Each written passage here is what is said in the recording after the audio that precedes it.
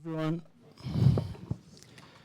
Good afternoon, everyone. I'm Naércio Menezes Filho. I'm professor of economics at Insper and the University of São Paulo. And I'm a member of the council of Centro de Estudos da Ordem Econômica. And it's my pleasure to be here chairing this session with Professor Richard Brooks from New York University School of Law. And Professor Brooks has an extensive CV and has been teaching also at the Yale School and Columbia Law School as well, and has published many books and written several papers. His most recent book is Saving the Neighborhood, Racially Restrictive Covenants, Law and Social Norms. It's a pleasure to have here Professor Richard Brooks. And so we arranged that he will be talking for about 30 minutes, and then we'll open for questions. Okay, so thank you very much. Thank you, Ivan, for inviting me to share this session. And it's really an honor to have you here with us this afternoon. Thank you. Thank you. Thank you all. It's a pleasure to be here. I'm going to try to move quickly through a lot of slides. I might not get through all of them so that we can stop and I'll maybe circle back to them. What I'd like to do is to, rather than presenting on a very specific paper, I want to describe a research program that I've been involved with for a number of years, too many years, and how the things have changed over time. There have been challenges that have surfaced and opportunities that have come about, and I just basically want to share my trials and tribulations with you. So just Michael suggested it's good to have an outline, so let me give you an outline of where I'm going. So I've been actually, for some time now, been interested in the interaction between social and spatial distancing, social and spatial interactions. And I'll say a little bit about, actually, the last book, the project that you mentioned, Saving the Neighborhood, had to do something with this, and I've been involved more recently with a uniform law effort to remove certain residential restrictions that are no longer effective but still may have signaling and social interaction values. Just last week, the New York Times reported that a woman attempted to buy a condo in Maryland, and the owner refused to sell to someone of her race, and in part referencing an old racial restrictive covenant that was in the deed. So I want to talk a little bit about how that led me to sort of the history of that led me to thinking about field experiments. I'm going to present some very basic observations and results, and then I'm going to talk about the, and that's where I'll let you know the challenges, and then I'll talk about the research opportunities. And at the very end, I'm hoping to mention and discuss this really wonderful, this is Thomas Schelling's Strategies of Commitment, just a bunch of interesting essays by Schelling, who's always interesting. But he has one in here called Research by Accident. And he's actually talking about the research on thermonuclear or atomic bombs, and how much the design was really about what could be identified, what bombs do, and how much later on they learned, sort of by accident, about its capacity to disrupt radio and radars, among other things. So I want to say a little bit about that. Schelling ultimately ends up talking about the environment, less about the atomic research project than about a team that he was drawn into to study energy. And they were so focused on thinking about energy, but they hadn't thought about the environmental impacts. But all of the data were available to him at the time, in the 70s, when they were just dealing with the oil crisis and how to expand fuel usage. No consideration of the environmental impact. So Schelling is going to be a good guide for me at the end. So that's the overall project. Let me go back to the beginning. So this is, I'd been, maybe about 20 years ago, I was doing some work on residential segregation. And this is a chart showing 100 years of dissimilarity indices. There are Doug Massey and Denton described in their really terrific book, American Apartheid. There are probably 20 different ways that you can measure segregation or integration. I'm using the dissimilarity indices here. The way you should interpret the dissimilarity index, imagine a city, and imagine that city or some geography is carved up into different units. They could be census tracts, they could be wards, they could be any subunits. And within that city, there's a certain percentage distribution overall. And let's just say, we'll just use black and white dissimilarity index between blacks and whites in the city. You can ask yourself within, and that's the overall, within each of the subcategories, within each census tract or ward, what percentage of whites or blacks, you can pick one or the other, what percentage would need to move from their current neighborhood to a different tract in order to have an even distribution across all tracts, so that within tract would match the overall. It could be good. You don't have to normatively like it. If you think that there's some value in having sort of a Chinatown and a Little Italy and different neighborhoods, this would be a bad thing. It would disrupt that type of aggregation. But this is one kind of, among many different ways, we can imagine how we might have a uniform distribution or some type of normatively attractive distribution. So if more than 60%, this is showing the black-white dissimilarity indices from 1890 to 1990. If more than 60%, and I just picked blacks. So this represents the percentage of blacks who would need to move from their mostly black neighborhoods into a mostly white neighborhood in order to have an even racial distribution across the entire geography of the various cities. If more than 60% need to move, that's considered hypersegregation. Moderate segregation is between 60 and 30, and sort of the high levels of integration is below 30. And what I want you to see is that, look how, Chicago has basically always been hyper-segregated, still is. It's gotten worse if we were to update this more. New York is also picked up. That's in green. I'm scanning along. But look at Atlanta. Look at Charleston, South Carolina. Really, really integrated. Until, of course, the civil rights movement. Then we see these southern cities become really hyper-segregated. What's going on here?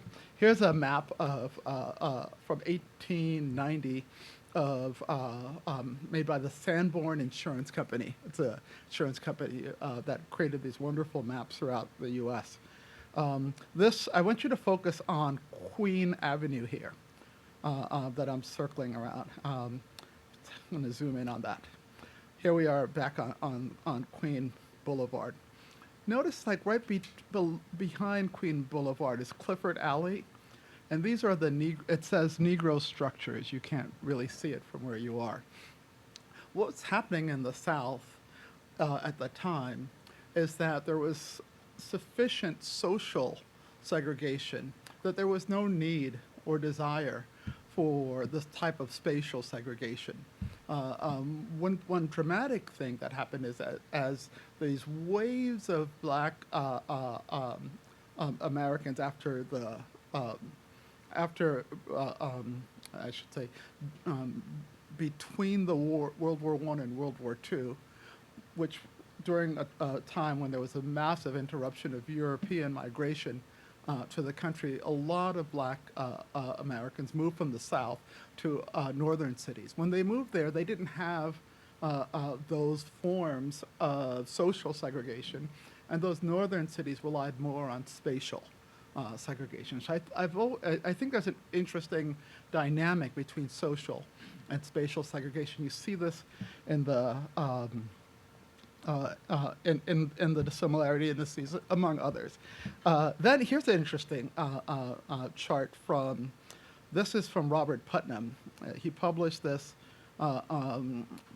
book, first an article on trust and diversity. Here we're using, he uses a Herfindahl index. This is basically the diversity index that you study in ecology, and it's the Hirschman, Herfindahl. Hirschman was the one who really innovated to study. And basically this is telling us how diverse neighborhoods are. And one of the things, and this is operating at the level of the whole city. And the provocative thing that Robert Putnam suggested is in thinking about the relationship between diversity of cities. This is Minneapolis, Oakland, California, the Bay Area, San Francisco, Los Angeles, high diverse. I should mention on the x-axis, on the x-axis, as you move further along, you're getting more homogeneity. So in the corner, in the upper corner here, it says rural North Dakota. That's very homogeneous, and in the corner, and down here is again San Francisco, and we're measuring trusts on the vertical axis, and he's basically saying neighborhood trust is declining as you become more diverse, and trust in the neighbors increases as you become more homogeneous. This was a controversial, and it was a more nuanced argument that Putnam identified. It wasn't just neighborhood trust. Basically, people, he said, were just less likely, it kind of built on his bowling alone prior research. People were less likely to vote. They were less likely to even see their own friends. There's a way, he called it constrict, as opposed to the two popular alternative theories about what would happen when people became more, when there was more interaction across groups. One is the contact thesis, that people would understand each other, and the other was the conflict thesis, that they would be at odds with each other. Constrict was this alternative, something different. He proposed it as somewhat temporal, things would change over time. This is, it was again provocative, but in a way I thought, especially at this level of aggregation, he was missing a lot of really interesting things about what's actually going on in neighborhoods. If you're going to think about space and social interaction, you really should be thinking about space. If you're going to make claims about the social interaction. So here's a chart from my old neighborhood in New Haven. This is Census Tract 1418. So I lived on, let's see, I lived on this block. I lived right over here. And next, here are contour maps showing elevation. So it turns out people over here where I lived and people over here didn't actually interact that much because there was this massive hill, not massive, massive for New Haven. There was a hill, it's called Science Hill, where a lot of the science buildings at the end over here are, but just people, nobody really wanted to walk over the hills. So you should be thinking about that. Here I add tree covers, canopy cover. Some places are easier to walk on because I spend time interacting. Lots of movement laterally, not over. This is fascinating. This is a map that shows there was this weird hurricane. I'm sorry, it was a weird tornado that ripped up most of the trees on Prospect Hill, the hill right on top. The arrows there show the direction and the location of a fell tree. That's why the canopy coverage is so limited there. So I started to think, you know, when you're thinking about looking at how people interact and space it, there's a lot of structure that's there, that where the structure is doing the work, not necessarily the choices that individuals are making. What if you had an unstructured space? What if you were to look at how people interact in a flat space? That even parks have a lot of structure. I decided I was going to look at a beach. So I'm going to tell you my extensive research on beaches. I'm told that this is the beach in Brazil, which has structure. The beaches that I'm going to look at, or the beach that I'm going to focus on, it has no structure like this. This is a beach on Martha's Vineyard, South Beach. This is a somewhat dated picture, but it's not that different. Well, maybe I'll say how it's different. Can you let me know what I have, like 10 or 15 minutes? Okay. So just some quick context about Martha's Vineyard. Martha's Vineyard is a small island. It's right here, this red mark over on the corner. It's right off of Cape Cod. Here is Long Island. For those of you who know it, New York City is right in this red area. This is Connecticut, and this other area up here is Boston. Lots of people go to Martha's Vineyard during the summer. Some people, a number of people go. The year-round population is about 14,000, 15,000, but in the summer, at different weeks, it balloons to over 100,000. Has gotten increasingly popular over the years. This was the red dots that you see. I did a survey of people visiting, and this is where they're visiting from. There were people from Alaska, California, Texas. But you can see the majority of people who are coming to Martha's Vineyard are from the Northeast. Okay. I'm going to focus on a number. I'll tell you, work through some of the studies I've been doing on these beaches and how, and I thought we might actually have an interesting way of getting at social interaction across race. It's actually interesting.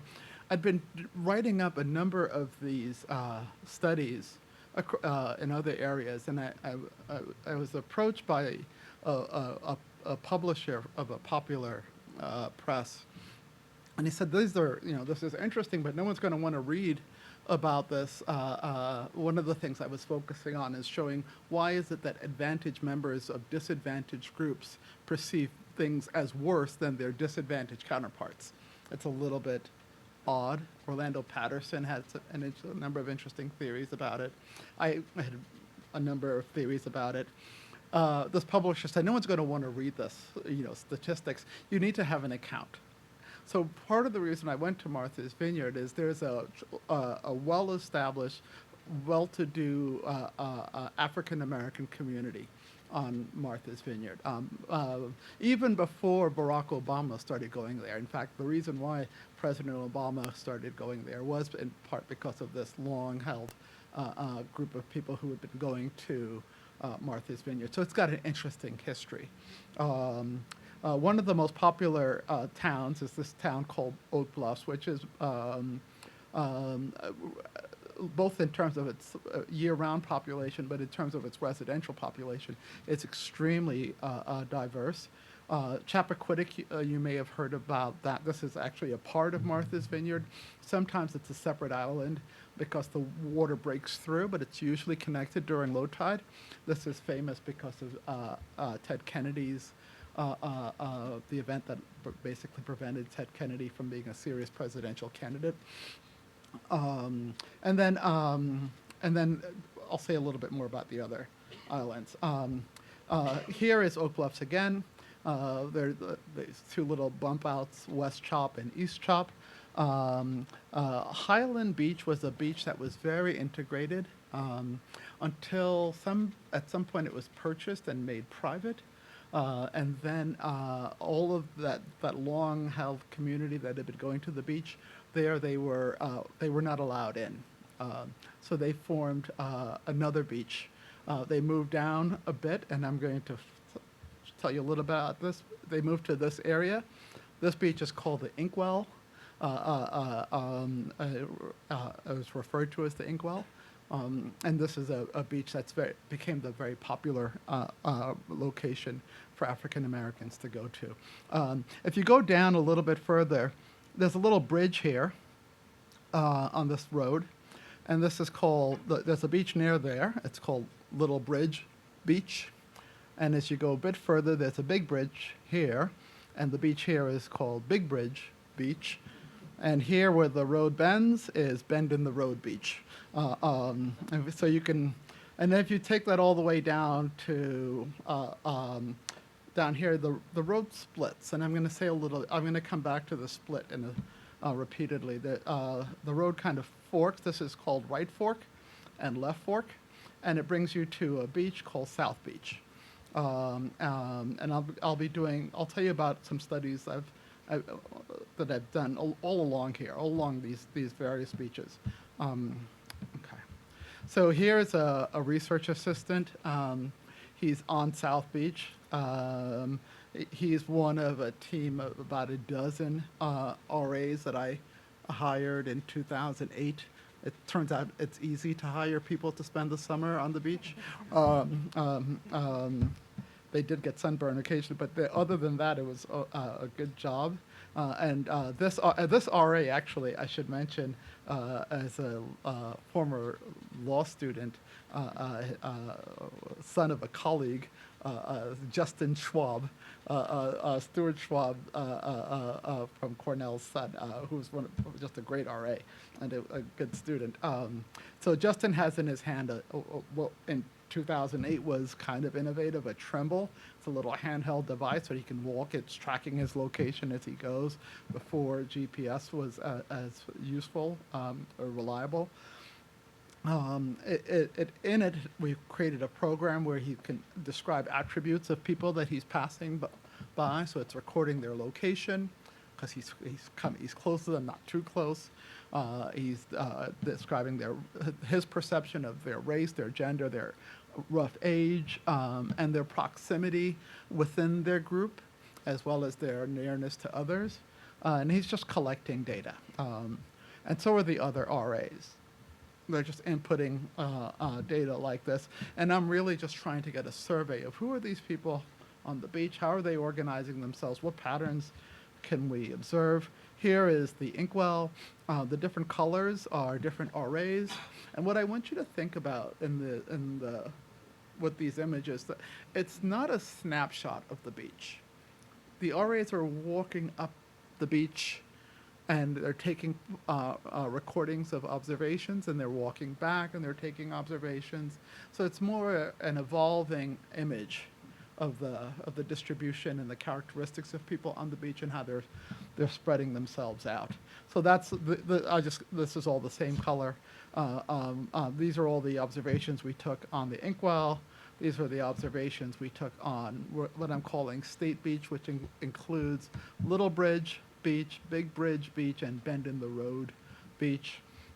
And these are all the observations on South Beach. This is over by Right Fork, remember where the road forks, and this is over by Left Fork, and then this was quite a distance. That was Justin walking back and forth, among others. So those are our observations, and what do we get? Some generic information, just very basic. We observed about 8,000 individuals, 1,600, almost 1,700 at the inkwell, 3,800 at those three beaches that make up State Beach, and then South Beach, 2,600. The clusters, the number of groups, 800, 1,400, and about 1,000 across those. The percentage Asian, the percentage Black, Hispanic, and other. Again, these are just the RA's perception. of their of race or ethnicity. You see that the inkwell is actually quite diverse compared to South Beach, which is overwhelmingly, at least at that time, overwhelmingly white. All of the beaches are majority white, even South Beach. I'm sorry, even the inkwell, which is 51% white. These are data that are taken in 2008. We have more current data, but that was the snapshot. Then there's a measure of whether the clusters are mixed. Is everyone of the same ethnicity or perceived, or is there some type of mixture? We can calculate on the beach. It's on the entire beach. A Herfindahl diversity metric. We can create dissimilarities or other measures. I think these are completely useless. I only did it because there was an interesting study that looked at South African beaches, or a number of studies that looked at South African beaches after pre and post apartheid, and they did these. But again, you carve up the units in any way you can get anything. There's no natural structure.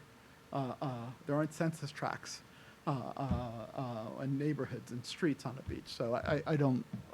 Again, I'm not putting too much weight on any of these measures. Okay. Here back to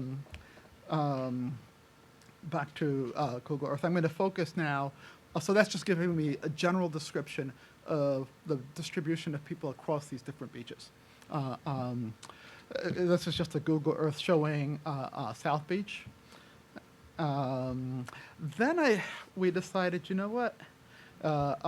Let's go back to South Beach. Right here, you can't really see it very clearly. It almost looks like a lamppost, but it's a weather mast. And I liked South Beach because it turns out that it's a National Oceanographic, National Aeronautic and Oceanographic site. Tracking weather data, among other things, on Martha's Vineyard, and actually there's a significant oceanographic institute, the Woods Hole Oceanographic Institute, that studies this site. Here's the weather mast, and the beach is literally right here. In addition to capturing all sorts of weather data and storing it in the Shore Lab, there is an underground sea node over here, and there's a wave reader about a mile off. This meant that I thought, oh wow, I can look at how people are distributed on this beach, and I can control the environment, or I can control for the environment. And moreover, I might even have some really interesting, nice variation in terms of the space that's available due to tides and waves on top of the control. So this looks like, I thought this would be a great place for a field experiment. Maybe, let's see what we can get. So the environmental controls, I have wind speed and direction, air temperature, relative humidity, air pressure, solar, and infrared radiation. I've got wave height and speed, water temperature at the top and the bottom. I've got currents, I've got the tides. So the reasonable weather controls.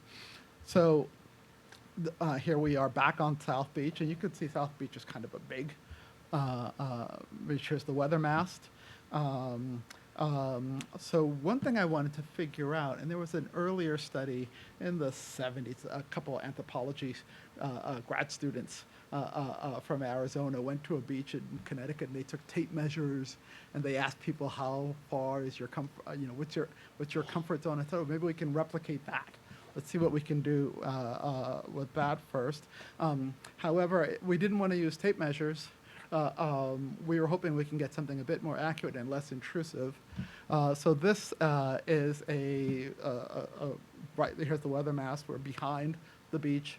This device is triangulating 3 different satellites, and it can send a message to a handheld wand within a reasonable distance, and we can basically get sub-centimeter level accuracy GPS readings. So that's what we're going to use to try to calculate comfort zones. So here is Ashley and Mitch, and they're approaching this family. Mitch is the one with this is the device that's connecting back to that GPS unit behind the beach. He's I'm calling him the mapping RA. Ashley is the survey RA. They're asking, as soon as they approach this group, Mitch puts down that prod and he takes a reading. Most people participated. Most people thought, oh, this is interesting, a little weird, but we've got nothing better to do. But some people didn't participate. But whether or not they participated or not, we were able to get their location. So that and where he puts it, we're going to treat that as the middle. While he's talking to them about, and he's explaining to them, he's basically going to replicate what these grad students did from Arizona in the 70s. He says, I'm going to walk away from you. As I walk away from you, let me know when I get to the edge of what you think of as your territory on the beach, your comfort zone. And then he's going to walk back, and he's going to walk away again in a different direction, and he's going to take, and then they're going to say right there. And then he's going to keep doing this. And we're going to get a bunch of different directions. I asked him, the first time you walk back, Mitch, always walk in the direction that the group generally is facing. So we know we have some directionality too. And while Mitch is explaining all of that, Ashley is asking them a bunch of questions about how often they come here, are they, just more generic stuff. Ashley is also going to be measuring how closely tight, how compact are these groups themselves? Is it a couple? They're basically touching, are they spread out? So we have a distance of their internal measure. So, and we use this to calculate, here's Mitch walking back, getting that first zone. So that's a comfort zone area. The A is the sort of the centroid, the point that he takes the first reading. B, A to B, that's the ray. It turns out that people aren't always facing the water. They tend to rotate with the sun in terms of how they're facing if they don't have an umbrella. And then these are just the other measures. And this gives us a way of calculating how much, basically a replication of the studies that were done before. Okay, so we're at South Beach, so we can calculate that. I want you to just go back to, this is right fork, left fork, and I'm going to zoom into this area, because that's basically where our camera mast is. Our camera, our weather mast is right over here. So here we are zoomed in. Here's the weather mast. Here's the road. Here's the bathroom. Here's the beach house. And this next image shows you all of the comfort zones that we measured during the summer of 2000. Actually, this is 2009. And the area in the circle decided, let's manipulate the space. Let's see if let's put some Confederates, some plants there in the morning, and see if we can figure out if that impacts the way people distribute themselves. So here's a group of I was about to say here's a group of African Americans that I placed on the beach in the morning, and here's a group of white Americans that I placed, but nobody's American. There's a H-1B visa program where there are lots of people that come to the island from Eastern Europe, or I think the African Americans, the purported African Americans, they were actually from Jamaica. But I just want them to sit on the beach and just do nothing. I told the guys, stay there. There's a satellite running over. Don't interact. I don't want, we just want to see how people, you can't really, again, yet another failure. They were smoking. I tried different manipulation. Ultimately, I did a study with these what are called American dolls. These are very big dolls, and they come in all different hues. So I set up a beach location with just the dolls, and and the dolls are better than these guys because they don't interact with the space. But people have a perception, oh, this is a family that's probably an African American family if they have the African American colored doll on it, probably. So we have these manipulations. Here's more. These are the days of the manipulations, and I'm gonna pick up the pace. Here's this just a basic regression analysis controlling for the dependent variable. Here is the natural log of the comfort area in square footage. We've got distance to the Confederates, whether it was an experimental day. We're controlling for the wave, the tide height, the water temperature, air temperature, relative humidity. It turns out that things, the percent female, as the percent male goes up in a cluster, the demand for area increases. That's maybe not surprising. Again, I don't know. I wouldn't want to make. I don't want to say too much about claims about this, but we are able to replicate those earlier studies with some variation, with some controls. Moving really quickly now, there's another possibility. Turns out that on that weather mast is a camera and a pigeon. And some years this camera was there. Some years I put my own camera up there. And this camera, the main camera, it's been taking pictures of the beach since 2001. Basically, every 2 to 5 seconds, uploading every 2 to 5 minutes an image. So there's a lot of data. This is the beach from their camera in 2008 at South Beach. This is 2009, so sometimes, it's the timing it gets a little cloudy. Here's a nice clear day, 2010. Here's a cloudier, hazier day in 2011. There's a rainy day. We just have lots and lots of data. And I thought, well, this would be interesting to study. So one year, we gathered, we decided to, this is the year I put my own camera up.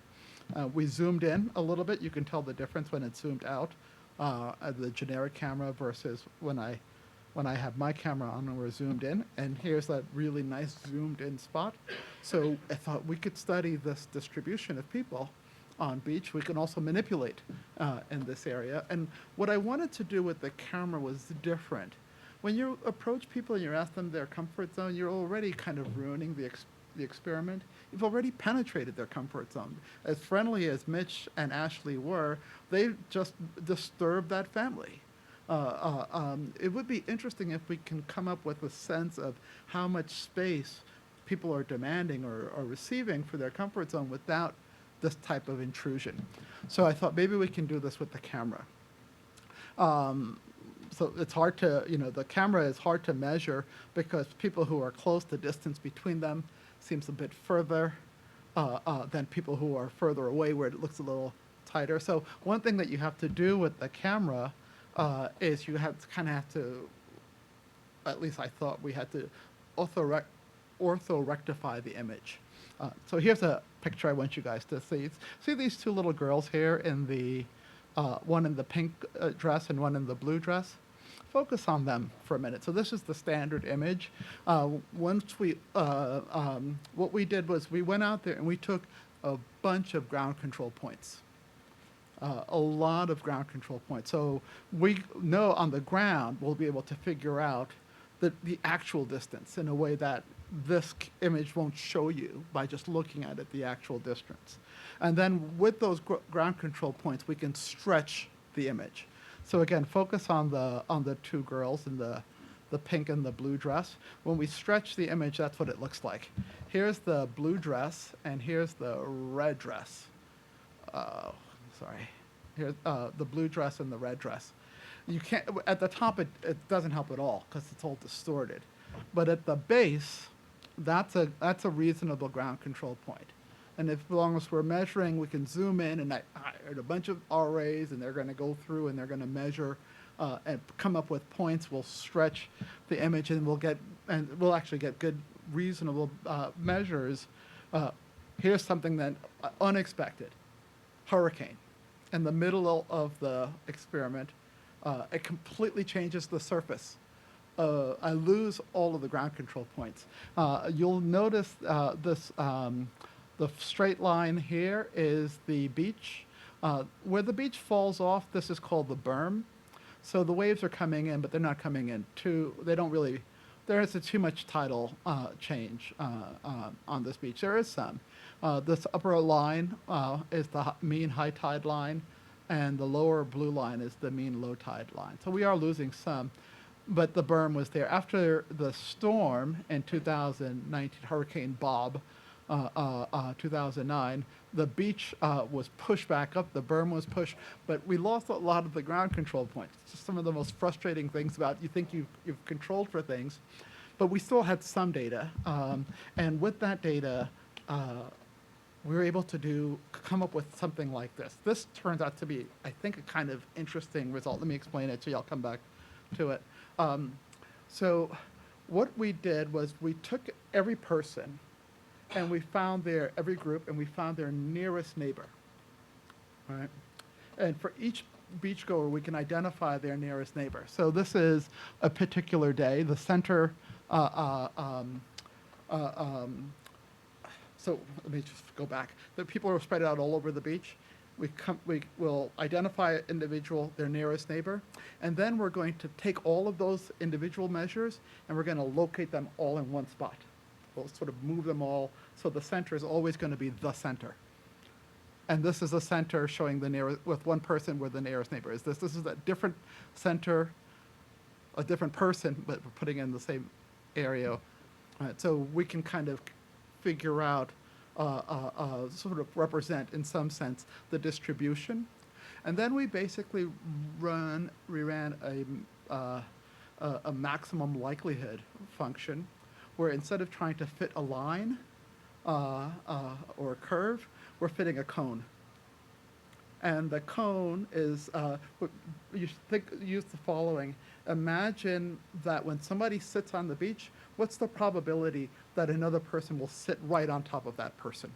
0, unless you want to be arrested, right? So as you move 1 foot away, the probability increases, and it's going to continue to increase as you move further and further away. So we're looking for the diminished factor, right?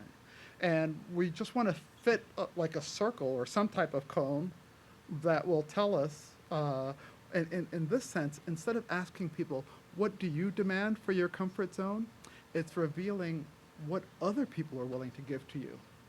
So it's a less intrusive measure, and we get various shapes. So that this was my alternative approach to thinking about measuring comfort zones. And this one we did it for 2011. We have them for other years too. But it was super hard to get those RAs to go through and measure and stretch and identify these locations. So it was sort of prodding along until the new research opportunities. And I'm almost done, but I can end now. I want to just show you guys something online. So here there's an app, a segmentation app, that a program can actually go through and identify people. So now I have all of these images, but instead of training a bunch of RAs, I might be able to just train an AI through the segmentation app. We'll still have to, we can identify the people, we can mark the location, but I still have the distance problem. I still don't quite have a way of dealing with the distance, but I've got data going back to 2000, this is 2010, just showing every 20 minutes. I think I have it. I have to talk to Hui. I think I can get it at every minute or every 5 minutes. I don't need it to be a constant. I really want people to be located and sitting, I don't need to capture their movement. I think people moving through images are less compelling. But we can replicate this, and so this strikes me as a potentially great research opportunity. Okay. To add to that, there is a really wonderful new study. You can't tell what these things are. They turn out to be emperor penguins in Antarctica. I think they're in Antarctica. And someone has come up with a program to calculate the distance of these penguins in their pods. We can apply that to actually calculate distance now. So this is feeling like, oh, this is really excellent. The data are richer, the methods are increasing, but then I noticed the camera, this is 2019, the camera that's up there is missing a lot of area. So I put in another camera, this time a fisheye camera, and also got a bunch of ground control points. Those red are the ground control points. So we can do that. We can still sort of kind of an inter-rater reliability between the AI and the camera. And then the great research opportunity that occurred to us was, wow, in 2020, I tried to go out there, and I was prevented by the Parks and Commissions group. Everyone was just so worried about COVID. And it turns out they wouldn't let me, I did put the camera up, but they wouldn't let us go out there and interview people. In 2021, we were able to go and replicate. And now we have a really interesting natural experiment. We have a mandated social distance, mandated spatial distance, actually, and we have pre-data before the pandemic, during the pandemic, and post-data. We can actually see, did it have an impact? So the study with Mitch and Ashley, we conducted that in 2022. We can look at the before and after. I think that's going to be more interesting, maybe more revealing than the during. But here was the big problem. Back to South Beach. This is showing Google Earth. Again, notice I'm going to focus on here where the camera mast is. Here's the beach in 2007. Here's the beach in 2010. Here is the lifeguard shack, the main road. There's the bathroom. Things change a little bit. You'll notice that the bathroom is further down in 2012. It's a little bit back in 2014. The lifeguard shack is the same. Of course, the road is the same. But you know, we have here's the beach again in 2018. And it turns out, and this is there've been a lot of storms on the island. The beach, we're losing the beach. Let me show you something very quickly. Here is our beach in 2001. The red line is the outline of the beach. Here is the beach in 2023. It's submerged. It's not. It has a bummer. It's a really cool image. I don't know why it didn't change.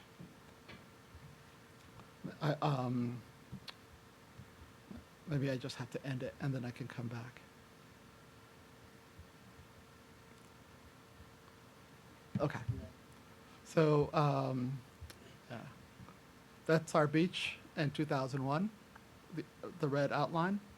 In 2023, that's where the beach was. The island is losing area. If you were to look at Nantucket and Martha's Vineyard, it would appear as if the islands are moving to the northeast. Sand is being eroded from the southern part and being deposited on the northern part, not uniformly. There's just been a tremendous amount of beach loss. And this is kind of the research by accident. that I think is, because the thing that might be most compelling, yes, the social distance, it might be actually what's happening to the environment that I really wasn't paying attention to. So let me pause there. I have some more slides that I'll show at the end, but this is again, this is my travail over a very long time of trying to carefully look at how people are interacting in an environment that's unstructured or minimally structured, where I can control to see if there's any difference. Okay, thank you, Richard. We have time for some questions. I have one question. So, how do these changes in the environment that you showed with this technique, how did it affect the comfort zone of people with respect to within races and across races? I think this is interesting question. What's really interesting is when I was doing the study initially, like the first time we did the comfort zone study, that was 2009, the environmental changes that I thought would be interesting and compelling and even useful involved things that were happening at the level of minutes or hours. So the minutes were when the waves came in. When the waves come in, it changes the space. Even if it doesn't reach you, it splashes on you. So and sometimes the waves are coming in faster, and sometimes they're just they're not as strong. And then at the level of hours, it was the tide. Again, the tide on this location in certain parts of the beach wasn't so significant.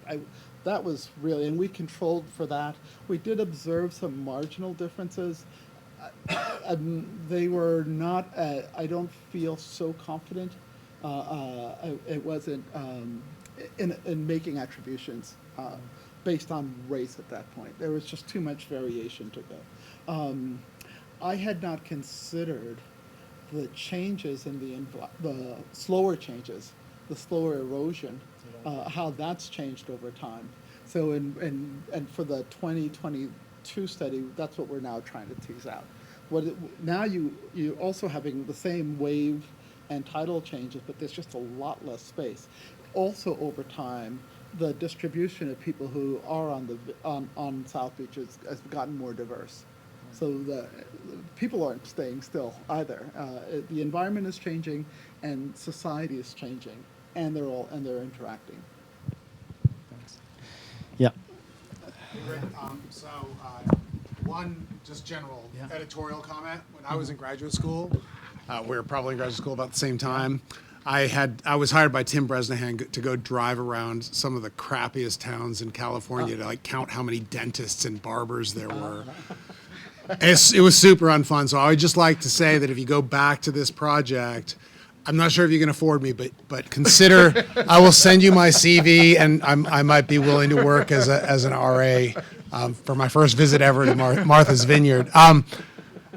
So as you're talking, I've seen you talk about this project a couple times before, and every time you talk about it, I start doing a little model in my head.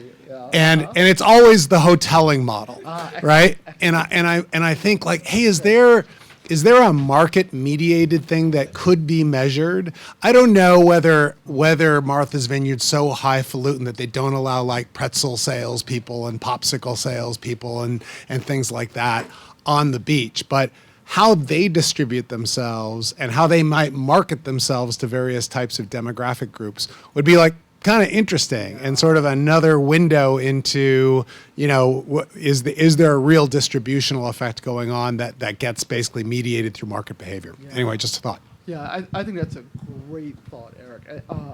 So they don't really have any vendors on that part of the beach. There are other things that you could look at. There are other things that we can look at. But here's the really wonderful thing about this and why it's a great research opportunity. Like so this just happened to be the WHOI website. It just happened to be the one that I was drawn to randomly because some publisher told me you should look at this community of African Americans that are wealthy that go to this. But there are cameras all over the world. And there are other oceanographic sites that have been taking images. And now we have the capacity and all of this historical data, we can look to see hoteling-like things that are happening. And it's not just on beaches, it's in parks. We can look to see where someone shows up and they're selling water bottles in the middle of the summer in Bed-Stuy, in Park Slope. Like, all the data are available. It's extraordinary. I think so again, I think there are real research risks. I think there are real potential, again, because a lot of this was all publicly being done, there are going to be people, you can identify crimes, you can identify affairs. There are all sorts of ways that you might intrude on individual privacy, and there are real reasons to be concerned about that. But we now have the capacity to look at spatial interactions in a way that doesn't have graduate students. You were probably better but it's still intruding in that space and distort, because when you go to measure, you're distorting what you're measuring. But most people are, at least historically, were unaware of the camera. They didn't know that they were being photographed every 2 seconds and having an image uploaded every minute. So we actually can do that. And if you want to work on something like that, I'd love to think about identifying a place and seeing if we can see hoteling stuff. No questions? Yeah, Rick, your point about how the experiment itself, the intrusion, is going to impact what your dependent variable, so to speak. Because as I saw the picture of the kid with the radar, if I'm the parent, I'm gathering my kids and I'm moving that space. I'm trying to make sure they're not in harm's way and telling this kid to get the hell away from my family and I. You know, I thought that was going to be an issue too, but both in 2009 when we did this and more recently, people loved it. They're all like sitting on the beach. They're kind of bored, and it's it's Martha's Vineyard, so there are always, and it's a coastal observatory, so there are lots of research. There are hundreds of researchers that are using data based on that site. I turned out to be the only one looking at humans, but everybody else they're studying the geography. They're looking at fish, or looking at bird life. So it's not odd to see weirdos walking up and down the beach with devices. So they never, the participation rate was like over 90% always. Yeah, I mean, some people just wanted to have a quiet. They weren't frightened so much as they just didn't want to be disturbed. Any more questions? Yeah. Thank you, Professor. It was really, really, really impressive. And one of the main things I liked was the time frame you looked. So the fact that you looked through many, many years, and I would like to ask you if you had to guess the result we would obtain by continuing this research for the next years. Like, would you have a guess of what would be our result? So, so here's the really sad thing. That's a great question. There was a recent storm. This is 2022, there's been a lot of beach renourishment. So individuals want to keep the beach and protect the beach. This was just the last storm.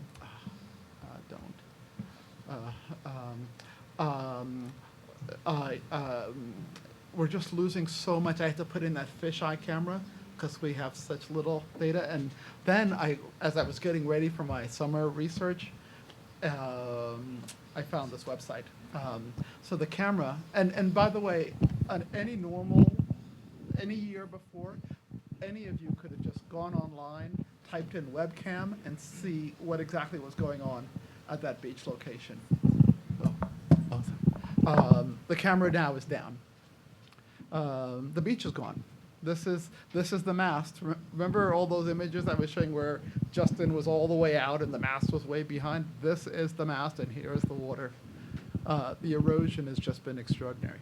There will be some type of beach nourishment, presumably. It may move a little bit further in one direction or another. But in the way I didn't really get a chance to come back to Schelling's point, research by accident. It's a great article. I mean, it's a good chapter.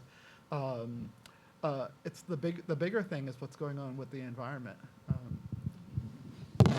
Okay, well, thanks very much, Professor Richard. Thanks very much for the excellent talk.